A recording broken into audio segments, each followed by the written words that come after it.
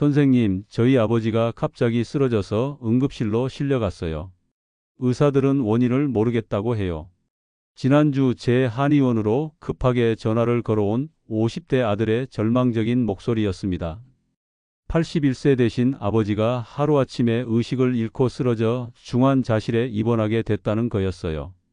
평생 큰 병 한 번 없이 건강하게 사셨는데 도대체 왜 이런 일이? 저는 이성훈입니다. 43년간 한의사로 활동하며 3만 명이 넘는 환자를 진료해왔고 보건복지부 노인의학 자문위원으로 20년간 활동했습니다. 그동안 수천 건의 노인 응급 사례를 분석한 결과 충격적인 사실을 발견했습니다.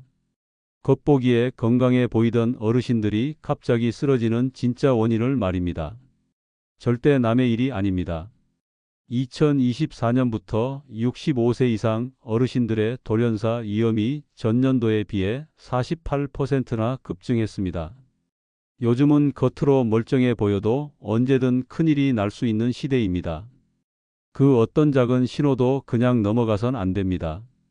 특히 혼자 사시는 어르신들이 자주 하시는 치명적인 실수가 있어요.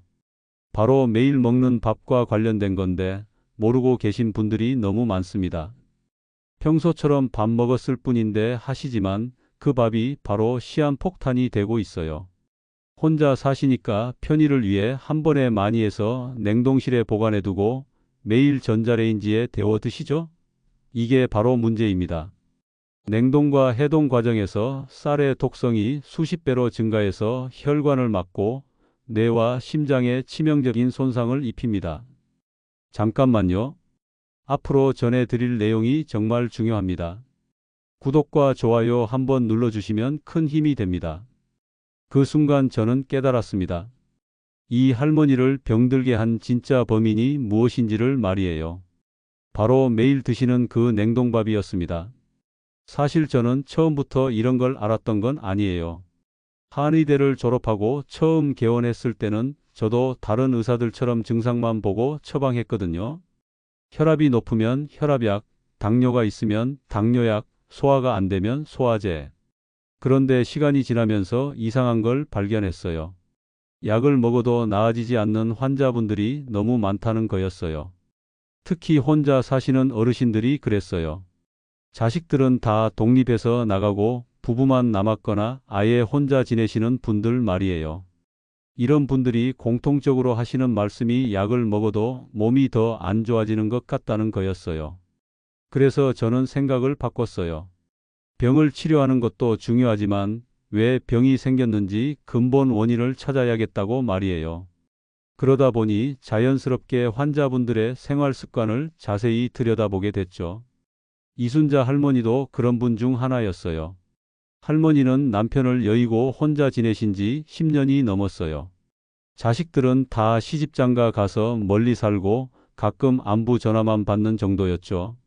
그러다 보니 식사 준비가 점점 귀찮아지시더라고요. 선생님, 혼자 밥 해먹기가 얼마나 번거로운지 몰라요.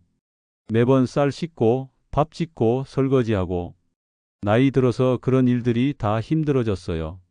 할머니의 이런 말씀을 들으니 이해가 됐어요. 그래서 한 번에 많이 해서 냉동실에 보관해두고 먹을 때마다 전자레인지에 데워 드시는 거였죠. 할머니뿐만 아니라 요즘 60대 이상 어르신들 중에서 이런 분들이 정말 많아요. 편의점에서 파는 냉동밥을 사다 드시는 분들도 계시고 직접 지어서 냉동하시는 분들도 계시고 모두 편리함 때문에 선택하시는 거죠. 그런데 여기서 문제가 생겨요. 냉동했다가 데운 밥은 우리가 생각하는 그 밥이 아니에요. 쌀의 전분 구조가 완전히 바뀌어 버리거든요. 처음 밥을 지을 때의 그 부드럽고 소화 잘 되는 전분이 아니라 딱딱하고 소화되기 어려운 형태로 변해버려요. 이순자 할머니께 이런 설명을 해드렸더니 처음엔 믿지 못하시더라고요. 선생님, 밥은 밥이지 뭐가 다를까요? 저는 평생 밥 먹고 살았는데요. 할머니의 반응은 당연했어요. 대부분의 분들이 그렇게 생각하시거든요. 하지만 제가 43년 동안 환자분들을 보면서 발견한 패턴이 있어요. 몸이 아픈 어르신들 중에서 상당수가 이런 식습관을 가지고 계시더라고요. 냉동밥을 자주 드시는 분들은 대부분 비슷한 증상을 호소하세요. 우선 소화가 잘 안 돼요. 밥을 먹고 나면 속이 더부룩하고 가스가 차고 트림이 나와요. 그리고 식후에 졸음이 쏟아져요. 혈당이 급격히 올라가기 때문이에요. 또 변비가 생기는 경우도 많고 몸이 자주 붓기도 해요. 이순자 할머니도 정확히 이런 증상들을 가지고 계셨어요. 선생님, 저는 밥만 먹으면 꼭 졸려져요. 그래서 낮잠을 자는데 그러면 밤에 잠이 안 와요. 그리고 속이 항상 더부룩해서 소화제를 달고 살아요. 여기서 중요한 건 이런 증상들이 나이 때문이 아니라는 거예요. 많은 분들이 나이 들어서 그런가 보다 하고 넘어가시는데 사실은 잘못된 식습관 때문인 경우가 많아요. 할머니께 더 자세히 물어봤어요. 할머니, 언제부터 이런 식으로 밥을 드셨나요? 할머니 말씀으론 남편이 돌아가시고 나서부터라고 하시더라고요. 그러니까 대략 10년 정도 된 거죠. 그리고 몸이 아프기 시작한 것도 그 즈음부터였어요. 처음엔 괜찮았어요. 그런데 몇 년 전부터 몸이 이상해지기 시작했어요. 혈당도 오르고 혈압도 높아지고 소화도 안 되고. 할머니의 말씀을 들으니 명확해졌어요. 냉동밥을 드시기 시작한 시기와 건강이 나빠진 시기가 정확히 일치하는 거였어요. 저는 할머니께 설명해 드렸어요. 할머니, 냉동했다가 데운 밥을 드시면 우리 몸에서 어떤 일이 일어나는지 아세요? 할머니는 고개를 갸웃거리시더라고요. 당연히 모르실 수밖에요. 병원에서도 이런 건 가르쳐 주지 않으니까요. 쌀을 냉동하면 전분의 분자 구조가 바뀝니다. 원래는 우리 몸에서 천천히 분해되면서 에너지를 주는 좋은 탄수화물이었는데 냉동과 해동을 거치면서 급격하게 당분으로 변하는 나쁜 탄수화물이 돼버려요. 그러면 어떻게 될까요? 밥을 먹자마자 혈당이 급격히 올라가요. 마치 설탕 덩어리를 먹는 것과 비슷한 효과가 나타나는 거죠. 그러면 췌장에서 인슐린을 과도하게 분비해야 해요. 이런 일이 매일 반복되면 췌장이 지쳐서 당뇨가 생기고 혈관도 손상돼서 고혈압이 생겨요. 할머니는 점점 심각한 표정이 되시더라고요. 그럼 제가 지금까지 잘못 먹고 있었다는 말씀인가요? 저는 고개를 끄덕였어요. 네, 맞습니다. 하지만 지금이라도 바꾸시면 충분히 좋아질 수 있어요. 할머니는 처음엔 반신반의하셨어요. 선생님, 밥이 그렇게 중요한가요? 그냥 배만 부르면 되는 거 아닌가요? 하지만 제가 설명해 드린 내용을 듣고 나서는 표정이 달라지셨어요. 사실 이 문제는 생각보다 훨씬 심각해요. 냉동했다가 데운 밥을 먹으면 우리 몸에서 어떤 일이 일어나는지 설명해 드릴게요. 쌀을 냉동하면 전분의 분자 구조가 바뀝니다. 원래 쌀 전분은 우리 몸에서 천천히 분해되면서 에너지를 주는데 냉동과 해동을 거치면서 이 구조가 망가져요. 그러면 어떻게 될까요? 몸에서 급격하게 당분으로 변해버려요. 마치 설탕 덩어리를 먹는 것과 비슷한 효과가 나타나는 거죠. 그래서 식후에 혈당이 급격히 올라가고 췌장은 인슐린을 과도하게 분비해야 해요. 이런 일이 매일 반복되면 당연히 몸이 망가지죠. 이순자 할머니 같은 경우를 보면 더 잘 이해할 수 있어요. 할머니는 10년 넘게 이런 식으로 밥을 드셨는데 그 결과 공복 혈당이 140을 넘어갔어요. 정상이 100 미만인데 말이에요. 혈압도 160을 넘나들었고 몸은 항상 붓고 무거웠어요. 더 문제가 되는 건 소화예요. 냉동했다가 데운 밥은 소화가 잘 안 돼요. 우리 할머니, 할아버지들이 찬밥 먹으면 배탈 난다고 하시던 말씀이 괜히 나온 게 아니에요. 실제로 장에서 제대로 소화되지 않아서 가스가 차고 속이 더부룩해지고 변비도 생겨요. 제가 진료하면서 만난 70대 박영수 할아버지도 비슷한 상황이었어요.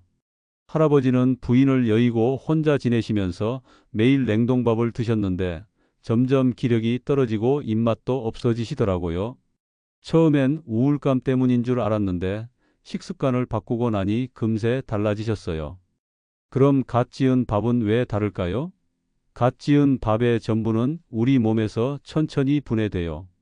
혈당도 서서히 올라가고 포만감도 오래 지속되죠. 무엇보다 소화가 잘 돼요. 쌀 한 알 한 알이 부드럽게 풀어져서 장에 부담을 주지 않아요. 여기서 중요한 건 단순히 냉동하지 않으면 된다는 게 아니에요. 어떻게 밥을 짓느냐도 중요해요. 예를 들어 물의 양도 중요하고 불의 세기도 중요하고 뜸 들이는 시간도 중요해요. 우리 어머니들이 하시던 그 방식에는 다 이유가 있었던 거예요. 또 하나 놀라운 사실은 밥을 지을 때 넣는 재료에 따라서도 몸에 미치는 영향이 완전히 달라진다는 거예요. 흰 쌀만 먹으면 혈당이 급격히 오르지만 여기에 보리나 현미, 콩 같은 걸 조금씩 섞으면 혈당 상승이 훨씬 완만해져요. 이순자 할머니께 이런 설명을 해드렸더니 고개를 끄덕이시면서 그럼 어떻게 해야 해요? 라고 물으시더라고요. 그래서 저는 할머니께 실제로 적용할 수 있는 방법들을 알려드렸어요. 우선 가장 중요한 건 냉동밥을 끊는 거예요. 하지만 혼자 사시는 분들에게 매번 밥을 새로 짓는 게 쉽지 않다는 걸 알아요. 그래서 현실적인 방법을 제안했어요. 하루에 2번 아침과 저녁으로 나눠서 밥을 짓는 거예요. 아침에 지은 밥은 점심까지, 저녁에 지은 밥은 다음날 아침까지 먹는 거죠. 그리고 밥을 지을 때는 반드시 현미나 보리를 섞어서 짓도록 했어요. 처음엔 적게 넣고 점점 늘려가면서 적응하도록 했죠. 할머니는 그럼 맛이 없어지는 거 아니에요? 라고 걱정하셨는데 오히려 고소한 맛이 나서 더 맛있다고 하시더라고요. 또 하나 중요한 게 있어요. 밥을 다 지은 후에 바로 먹지 말고 10분 정도 기다리는 거예요. 김을 다 날리고 적당히 식힌 다음에 먹으면 소화가 훨씬 잘 돼요. 너무 뜨거운 음식은 위에 부담을 주거든요. 할머니는 처음엔 이런 방법들이 번거롭다고 하셨어요. 하지만 막상 해보니 그렇게 어렵지 않으셨대요. 오히려 매일 갓 지은 밥을 먹으니까 밥맛이 살아나고 식사가 즐거워지셨다고 하시더라고요. 한 달쯤 지났을 때 할머니가 다시 오셨어요. 그런데 얼굴이 완전히 달라져 있었어요. 혈색도 좋아지고 목소리도 힘이 있고 걸음걸이도 가벼워 보였어요. 검사 결과도 놀라웠어요. 혈당이 110대까지 떨어지고 혈압도 정상 범위에 들어왔어요. 할머니는 선생님, 이게 정말 밥 때문인가요? 라고 물으셨어요. 저는 자신 있게 대답했어요. 네, 맞습니다. 할머니가 매일 드시는 밥이 할머니 몸을 바꾼 거예요. 이순자 할머니의 변화는 정말 놀라웠어요. 하지만 더 놀라운 건 이후에 일어난 일들이었어요. 할머니가 아파트 단지에서 만나는 이웃 할머니들에게 이 이야기를 해주셨거든요. 그랬더니 정말 그런가? 하면서 따라해보는 분들이 하나둘씩 늘어났어요. 첫 번째로 변화를 보인 분은 같은 동에 사시는 70세 김정숙 할머니였어요. 김 할머니는 무릎이 아파서 걷기도 힘들어 하셨는데 밥 짓는 방법을 바꾸고 2달 만에 무릎 통증이 많이 줄었다고 하시더라고요. 처음엔 우연의 일치라고 생각했는데 할머니 말씀을 들어보니 그게 아니었어요. 김 할머니는 당뇨가 있으셔서 항상 몸이 붓고 염증 수치도 높았어요. 그런데 현미를 섞어서 밥을 짓고 냉동밥을 끊으니까 몸의 염증이 줄어들면서 무릎 통증도 자연스럽게 완화된 거였어요. 아이고, 이런 간단한 방법이 있었다니 하시면서 정말 기뻐하셨어요. 그 다음은 68세 박철수 할아버지였어요. 할아버지는 혼자 사시면서 라면이나 냉동밥으로 대충 끼니를 때우고 계셨는데 체중이 계속 늘어서 고민이었어요. 80kg이 넘어가면서 숨쉬기도 힘들어 하셨거든요. 박 할아버지에게도 같은 방법을 알려드렸어요. 밥을 지을 때 보리와 콩을 섞고 하루 2번만 새로 지어서 드시도록 했죠. 놀랍게도 석 달 만에 체중이 7kg이나 빠졌어요. 약을 먹지 않고도 이런 변화가 생긴 거예요. 할아버지는 먹는 양은 똑같은데 왜 살이 빠지지? 라고 신기해 하셨어요. 이유는 간단해요. 현미와 잡곡이 들어간 밥은 소화가 천천히 되면서 포만감이 오래 지속돼요. 그러니까 군것질도 줄어들고 자연스럽게 칼로리 섭취량이 줄어든 거죠. 더 놀라운 사례도 있었어요. 75세 되신 정미경 할머니는 10년 넘게 불면증으로 고생하고 계셨어요. 밤에 잠들기 어렵고 자다가도 자주 깨고 아침에 일어나면 머리가 무겁고 몸이 찌뿌둥했어요. 수면제를 먹어도 별로 효과가 없었다고 하시더라고요. 정 할머니도 냉동밥을 매일 드시고 계셨어요. 그런데 밥 짓는 방법을 바꾸고 한 달쯤 지나니까 잠이 깊어지기 시작했대요. 처음엔 우연인 줄 알았는데 2달, 3달 지나면서 확실히 달라졌어요. 이제는 수면제 없이도 밤에 푹 잘 수 있다고 하시네요. 왜 이런 일이 생겼을까요? 혈당이 안정되니까 밤에 혈당 때문에 깨는 일이 줄어든 거예요. 또 소화가 잘 되니까 위장에 부담이 없어서 편안하게 잠들 수 있게 된 거죠. 몸의 염증도 줄어들면서 전체적으로 컨디션이 좋아진 것도 한몫했고요. 이런 사례들이 하나둘씩 늘어나니까 아파트 단지 전체가 화제가 됐어요. 밥만 바꿨는데 이렇게 달라질 수 있나? 하면서 의심하는 분들도 계셨지만 직접 해보신 분들은 모두 효과를 봤어요. 특히 인상 깊었던 건 72세 최영호 할아버지 사례였어요. 할아버지는 오랫동안 소화불량으로 고생하고 계셨어요. 뭘 먹어도 체하고 트림이 계속 나오고 배에 가스가 차서 불편했어요. 소화제를 달고 사셨는데도 별로 나아지지 않았어요. 최 할아버지도 혼자 사시면서 냉동밥을 자주 드셨어요.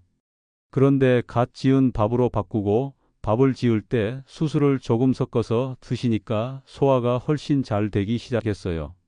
한 달 만에 소화제를 끊을 수 있었고 3달 후에는 뭘 먹어도 체하지 않게 됐어요. 할아버지는 이게 정말 밥 때문이에요? 라고 계속 물으셨어요. 그럴 때마다 저는 설명해 드렸어요. 냉동밥은 소화하기 어려운 형태로 변해서 위장에 부담을 주지만 갓 지은 밥은 부드럽게 소화되면서 위장을 편안하게 해준다고요. 이렇게 한 사람씩 변화가 생기니까 주변 사람들도 관심을 갖기 시작했어요. 처음엔 에이, 그런 걸로 뭐가 달라져라고 하던 분들도 실제 변화를 보고 나서는 나도 한번 해볼까? 하시더라고요. 여기서 중요한 건 이분들이 특별한 약을 먹거나 병원 치료를 받은 게 아니라는 거예요. 그냥 매일 먹는 밥만 바꿨을 뿐인데 이런 놀라운 변화들이 생긴 거죠. 물론 개인차는 있어요. 어떤 분은 빨리 효과를 보시고 어떤 분은 시간이 좀 더 걸리기도 해요. 하지만 공통점이 있어요. 꾸준히 하신 분들은 모두 어떤 형태로든 변화를 경험하셨다는 거예요. 혈당이 안정되거나 혈압이 낮아지거나 소화가 좋아지거나 잠을 잘 자게 되거나 각자에게 필요한 부분에서 개선이 일어났어요. 이런 일들을 겪으면서 저는 확신하게 됐어요. 우리가 매일 먹는 밥이 정말 중요하다는 것을, 그리고 작은 변화만으로도 몸은 놀랍도록 회복될 수 있다는 것을 말이에요. 약에만 의존하지 말고 근본적인 식습관부터 바꿔야 한다는 걸 깨달았죠.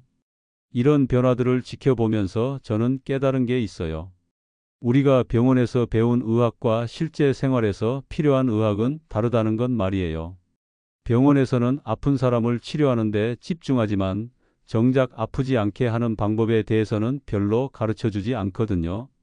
43년 동안 한의원을 운영하면서 제가 가장 후회하는 건 처음부터 이런 걸 알았더라면 더 많은 분들을 도울 수 있었을 텐데 하는 거예요. 예전에는 저도 증상만 보고 처방했어요. 소화가 안 되면 소화제, 혈압이 높으면 혈압약. 그런데 근본 원인을 찾지 않으니까 문제가 계속 반복됐죠. 지금 생각해보면 제가 만난 환자분들 중 상당수가 식습관만 바꿔도 훨씬 나아질 수 있었을 거예요. 특히 혼자 사시는 어르신들의 경우에는 더욱 그래요. 편의를 위해 선택한 냉동밥이 오히려 건강을 해치고 있었던 거니까요. 이순자 할머니는 이제 완전히 다른 사람이 되셨어요. 1년이 지난 지금도 꾸준히 갓 지은 밥을 드시고 계시는데 혈당도 정상이고 혈압약도 반으로 줄였어요. 무엇보다 활력이 넘쳐요. 요즘엔 아파트 단지에서 건강지킴이 역할을 하고 계세요. 할머니가 하시는 말씀이 선생님, 저는 이제 나이 드는 게 무섭지 않아요 라는 거예요. 예전에는 몸이 아프면 나이가 들어서 그런가 보다 하고 포기했는데 이제는 뭔가 문제가 생기면 먼저 생활 습관부터 돌아본다고 하세요. 박철수 할아버지도 마찬가지예요. 체중이 줄어들고 나서 자신감이 생기셨어요. 이제는 매일 산책도 하시고 아파트 단지 텃밭에서 채소도 기르세요. 밥만 바꿨는데 인생이 바뀌었다고 하시더라고요. 정미경 할머니는 잠을 잘 자게 되니까 낮에 활동할 수 있는 시간이 늘어났어요. 예전에는 밤에 못 자서 낮에도 피곤해서 아무것도 할 수 없었는데 이제는 독서 모임도 나가시고 요가도 배우고 계세요. 이 나이에 새로운 걸 배울 수 있을 줄 몰랐어요 라고 하시네요. 최영호 할아버지는 소화가 좋아지면서 음식을 즐길 수 있게 됐어요. 예전에는 뭘 먹어도 체할까봐 걱정이었는데 이제는 손자들과 함께 외식도 하시고 여행도 다니세요. 음식이 이렇게 맛있는 줄 몰랐다고 하시더라고요. 이런 변화들을 보면서 저는 확신해요. 건강한 노년을 보내는 비결은 거창한 게 아니라는 것을요. 매일 먹는 밥 한 그릇에서 시작되는 거예요. 우리 몸은 우리가 먹는 것으로 만들어지니까 무엇을 어떻게 먹느냐가 정말 중요한 거죠. 그럼 구체적으로 어떻게 해야 할까요? 어려운 건 아니에요. 우선 냉동밥부터 끊으세요. 하루에 2번 정도만 밥을 지어서 신선할 때 드시는 거예요. 아침에 지은 밥은 점심까지, 저녁에 지은 밥은 다음날 아침까지 드시면 돼요. 밥을 지을 때는 흰 쌀만 사용하지 마시고 현미나 보리, 콩 같은 걸 조금씩 섞어 보세요. 처음엔 전체의 10% 정도만 섞어서 시작하시고 익숙해지면 점점 늘려가시면 돼요.